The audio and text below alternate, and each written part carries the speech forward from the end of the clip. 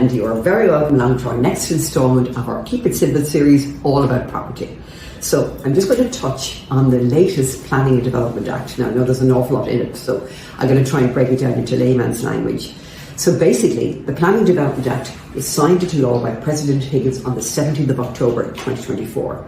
Now it's really worth noting here that the statement issued by the President was in response to concerns and objections raised on the constitutionality of the bill, when he said, "The President's decision to sign this legislation leaves it open to any citizen to challenge the provisions of this bill in the future." So just remember that, that's really important, that anybody can challenge the bill.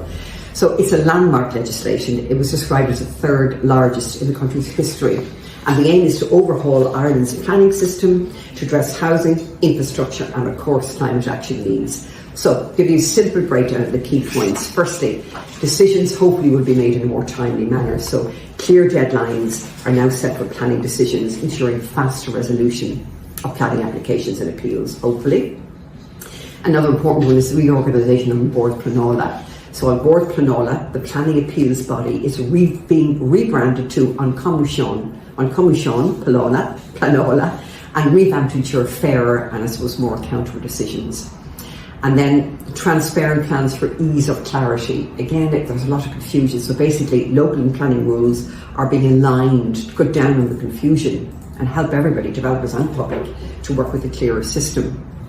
And then you've got the SDZ, the Special Development Zones, or the Urban Development Zones, the UDZs, will speed up building in key areas, particularly in cities and towns where there's a drastic shortage where housing is urgently needed.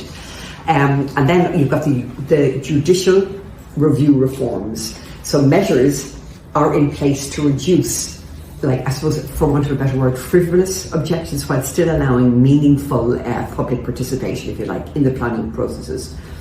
And more time should be allocated for projects. This is called extended permissions or stop the clock, where developers can extend planning permissions for longer if needed, and they won't lose time if the project is tied up with legal challenges, hopefully.